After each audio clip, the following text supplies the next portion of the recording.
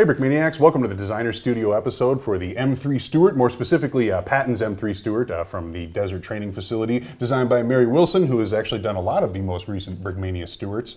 So tell me a little bit about this one. Obviously there's kind of some uniqueness to it, given that it's Patton's and it's got some more flair to it, shall we say. But otherwise, yeah, talk me through this build. Yeah, for sure. So this is my third Stuart, maybe it's my fourth. Hard to keep Third or fourth, yeah, right. I think it's my third. So we previously did an M3 Stuart that was the honey, and it was in the tan and light bluish gray and dark bluish gray camo.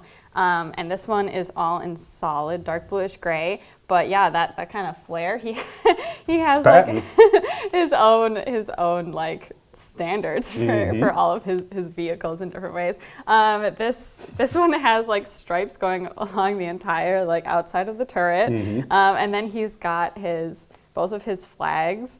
We've got the like general stars, and then there's the old Ironsides flag, and then we've got his like. I don't know, like, exactly what it is. More stars. It's just more. Like, more stars, yeah, for sure. And Slam got, this one is texture printed because it is like, it's like a metal sign that was like stamped. Yeah. So he wanted that, and it looks awesome. I love the texture printed stars.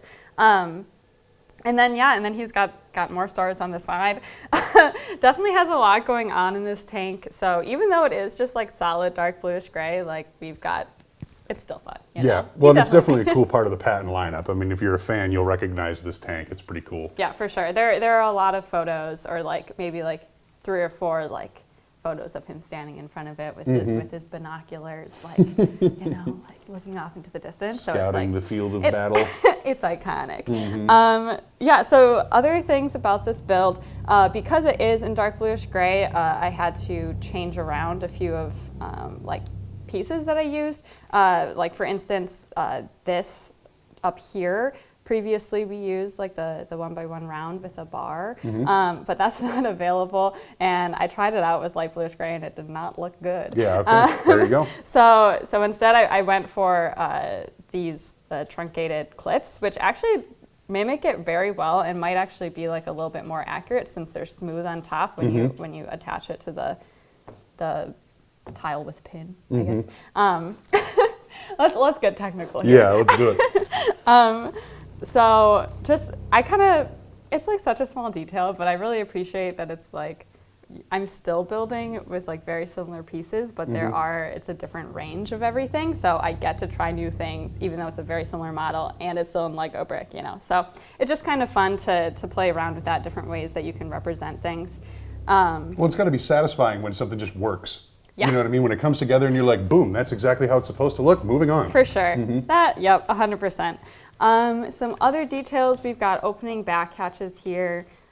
So that can open up. I don't know what you need to store in there. Maybe like a dog or something. I don't know. Did he have Willie's Willie? spot. Did he have Willie at this point? I'm not really sure. The Patton Museum will tell us. The Patton Museum will tell us. And then, so this turret rotates fully. You can't get it around the flags unless you like lift up the cannon or barrel. Yeah. And also the flag. So I thought this was kind of interesting. I was trying to find a way to attach it with, but I still wanted to use this like the same technique that I did for the front because I thought that was a really nice angle on the original M3 that I did. So I ended up attaching it to the headlight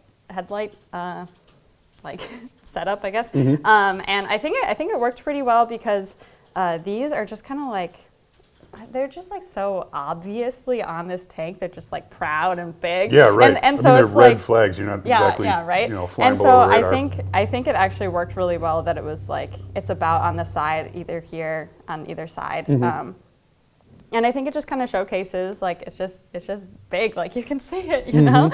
I wanted it to be a big deal because that's what you see when you look at the tank, Prominent part of the tank, absolutely. Yeah, for sure.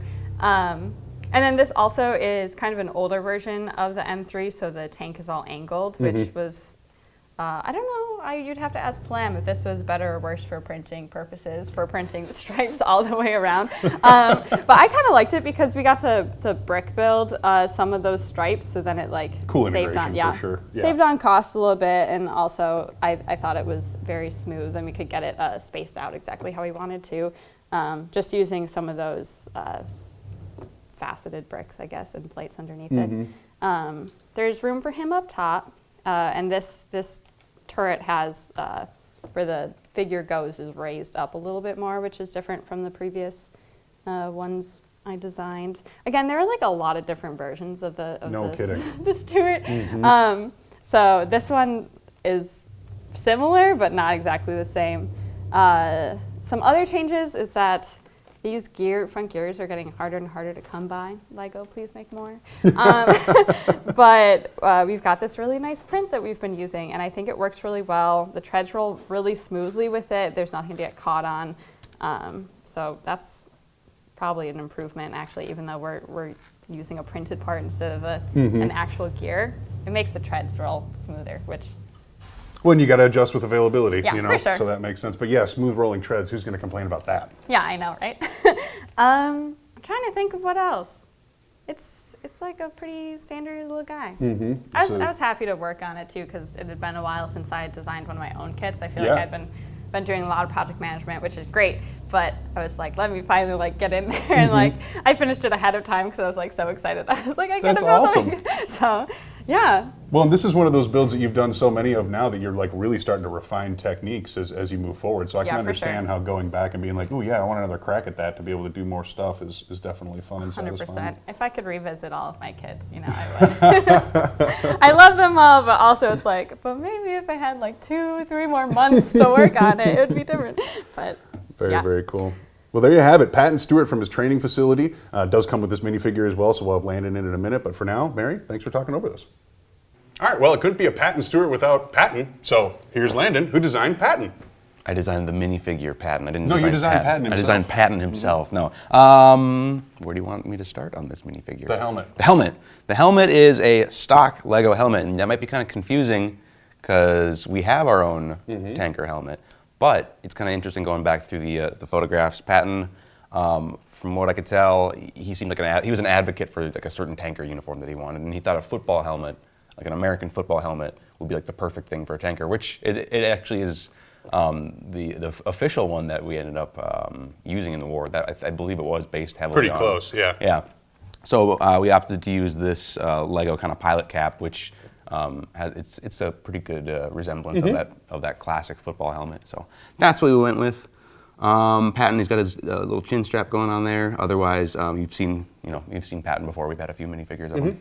So moving down, you have the tanker jacket, and he's got some extra features on this one. So this is the first pattern tanker jacket. The pockets are a little bit different than the more common second or third pattern. Because this would have been like 1939 or whatever we're talking about, yeah. So it's an early war, the same style tanker jacket that Brad Pitt's wearing in Fury. If you're looking for the difference in the tanker jackets, it's just subtle pocket stuff, whatever.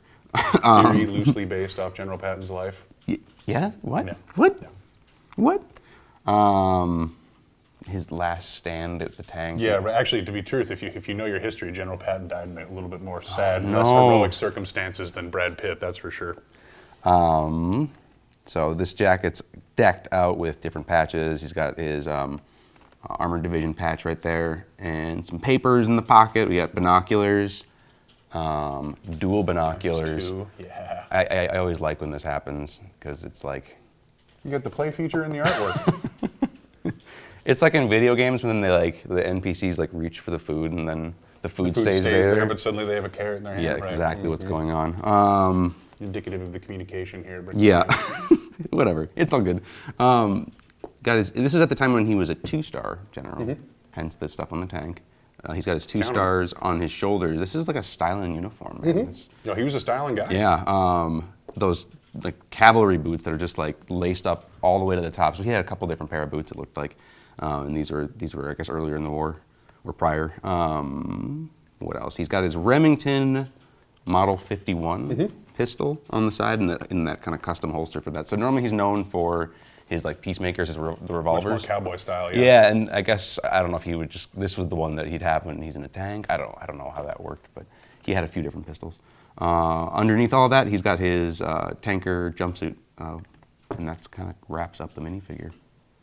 So, yeah. Early era Patton getting ready to take the fight overseas before everything had really launched off. There you have it. So that is the completion of the Designer Studio episode for Patton's M3 Stuart. Thank you very much for watching.